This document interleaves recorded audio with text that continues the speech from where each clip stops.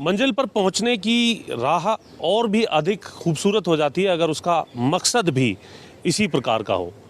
हम बात कर रहे हैं एक ऐसे बच्चे की जिसकी उम्र 8 साल है और ड्रग को लेकर के मैसेज देने को लेकर के कि लोग जो हैं नशे का इस्तेमाल ना करें, युवा इसकी चपेट में ना आए, इसको लेकर के ये माउंटेनियर इसको अब कहा जा सकता है, क्योंकि आर्यन जो है वो माउंट एवरेस्ट के बेस कैंप तक होकर के आया है और उनकी जो माता है पुलिस ऑफिसर हैं और उन्होंने भी इसी तरीके के जो उद्देश्यों को लेकर के कई बार जो है ऊंचाइयों पर झंडा फहराने का काम किया है।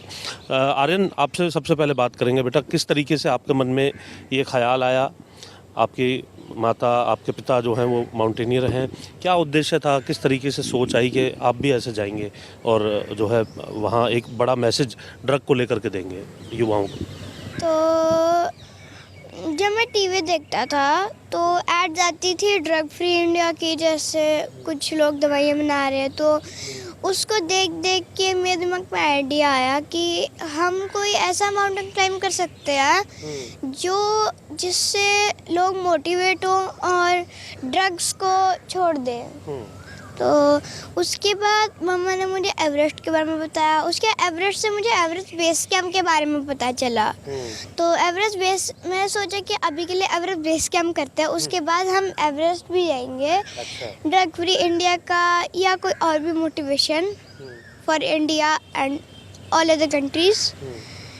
तो उसके बाद फिर विचार किया, बात की। इससे पहले भी आपने कोई जो है इस तरीके की चोटियों पर आप गए हैं, माउंटेन्स पर आप गए, कहाँ कहाँ गए? सबसे पहले मैं शायद 2 या 3 साल का था जब मैं हरियाणा की हाईएस्ट पीक क्रो पीक पर गया। उसके बाद चूरधार। ज़्यादातर मैं अपने बर्थडेज पे ही जा रहा था। लाइक मैं फर्स्ट बर्थडे जब मेरा था या सेकंड या थर्ड जो भी था, तो मैं शायद फर्स्ट ही था, तो फर्स्ट बर्थडे पे मैं क्रो पीक गया था। अच्छा। उसके बाद सेकंड बर्थडे पे मैं चूरधार गया। फिर मैंने नॉर्मली ट्रैक्स किए, लाइक खरदुंगला पास और वो क्या था, हाँ, भृगु लेक। आप कौन सी क्लास में पढ़ते हैं और आपके स्कूल में आपके टीचर्स, आपके फ्रेंड्स जो हैं वो, उनको आप जब ये एक्सपीरियंस शेयर करते हैं उनका क्या कहना होता है? लाइक क्लास पहले क्लास तो मेरी 4th और school name roots country school. नहीं, तो वहाँ टीचर्स से, अपने साथ के जो स्टूडेंट्स हैं उनसे आपने कभी बात की है इस तरीके के मकसद को लेकर के, या फिर ये जो आप माउंटेन्स पे गए अलग अलग? ऐसा तो बातें हम नहीं करते वैसे तो, पर जब जा रहा था तब हमने थोड़ी ऐसी बातें की थी इसके बारे में, ड्रग फ्री इंडिया के बारे में जाने से पहले। तो अब आपने, क्योंकि आप एक अच्छे मकसद ड्रग फ्री इंडिया को लेकर के जो है एवरेस्ट बेस कैंप पे पहुंचे थे, आप क्या कहेंगे अपने युवा साथियों से, अपने बड़े भाइयों से, लोगों से, देश के लोगों से, हरियाणा के लोगों से ड्रग को लेकर? जो ड्रग्स है उनको ज़्यादा से ज़्यादा हमें छोड़ ही देना चाहिए, बिकॉज वो हमारी हेल्थ के लिए अच्छे नहीं होते। और कुछ ऐसे लोग भी हैं जो ड्रग्स का यूज़ करके लोगों की मतलब लाइक जाने भी ले लेते हैं, कुछ लोग ऐसे होते हैं। तो उन लोगों के लिए भी ये मैसेज है कि ड्रग्स को छोड़ो और इंडिया की है मतलब लाइक हेल्प करनी चाहिए। लाइक आर्मी में जैसे बच्चे सोचते हैं कि हम बड़े होकर आर्मी में जाएंगे, तो उनको भी कुछ ऐसे ही सोचना चाहिए फॉर इंडिया। आप कहाँ जाएंगे बड़े होकर के, आपने क्या सोचा है? मैंने तो एयरफोर्स सोची है। मैडम, बहुत अच्छे तरीके से ये कहते हैं कि परवरिश जो है वो दिखाई दे देती है, और आपने खुद क्योंकि इस तरीके के मुकाम हासिल किए हैं, और जिस तरीके से आर्यन बता रहा है कि पहले साल से ही वो इस तरीके की जो है जन्म के पहले साल से ही उसने इस तरीके की ऊंचाई छूने का काम किया है। इसके पीछे भी एक कहानी है कि आर्यन का जो बर्थडे है वो 1 नवंबर को है, मेरा बर्थडे भी 1 नवंबर को है, और हमारे हरियाणा का बर्थडे भी जो है वो 1 नवंबर को है। तो वो जो 3 चीज़ें इकट्ठी हो जाती हैं, तो हमने जब ये हुआ था 1 नवंबर को, तो हम भी हैरान थे कि कितना बड़ा कोइंसिडेंट है। तो तब से हमने, क्योंकि हम दोनों ही माउंटेनियर हैं, तो हमने कहा कि इसके हर बर्थडे पे हम कहीं ना कहीं क्लाइंब करेंगे। उसके पीछे मोटिव ये रहेगा कि हमारे हरियाणा के जो यूथ हैं उनको मोटिवेट किया जाए उनके टारगेट के लिए, उनके अचीवमेंट्स के लिए। और कई लोग जैसे जल्दी हताश हो जाते हैं, वो सोचते हैं कि एक बार ट्राई किया तो हो गया, लेकिन वो कहीं अपने सुसाइड कर लेते हैं, फिर कहीं अपना रास्ता चेंज कर लेते हैं। तो हमने ये मोटिवेशन के लिए शुरू किया कि आपने रुकना नहीं है, धीरे धीरे धीरे धीरे चलते रहिए, आप एक दिन अपनी मंजिल पर पहुंच जाएंगे। और इसके साथ ही फिर जब आर्यन के माइंड में ये आइडिया आया कि मम्मा क्यों ना ड्रग्स में कितने लोग हैं और कितना ज़्यादा नुकसान हो रहा है देश का, प्रदेश का, तो हम क्यों ना उसके लिए थोड़ी सी कोशिश कर सकते हैं। तो पहले तो उसने पूछा कि ऐसा हो सकता है मम्मा, वैसे मतलब इससे कोई फ़र्क पड़ेगा? मैंने कहा बेटे मैं नहीं जानती, बट हाँ ये है कि अगर मीडिया हमारा साथ देता है तो नेचुरली वो जन जन तक पहुंच जाएगा। और जब ये मैसेज जाएगा तो 100 में से अगर 25 भी बैक आ जाते हैं, ड्रग से बाहर आ जाते हैं, तो मुझे लगता है कि ये भी हमारे लिए बहुत बड़ी मकसद कामयाब होता है उसमें। अब क्योंकि हरियाणा डे, आपका जन्मदिन, आर्यन का जन्मदिन अब जो है आगे आने वाला है, तो क्या आपने लक्ष्य रखा है आगे?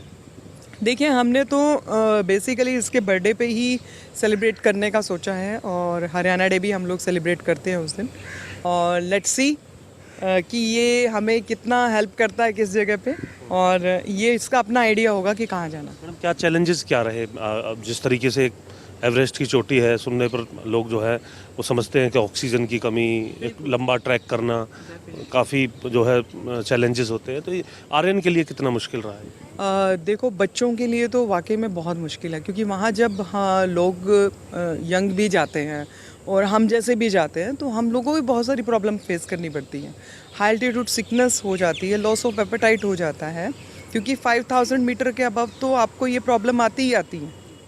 तो हेडेक हो गया, और खाना खाने का मन नहीं करता है, और बॉडी भी जो है वो थोड़ी सी ऐसा चेंज आता है कि मन नहीं करता उठने का, चलने का मन नहीं करता, ट्रैक करने का मन नहीं करता, लेकिन हमें अपने आप से जिद करनी पड़ती है कि नहीं भाई चलना है।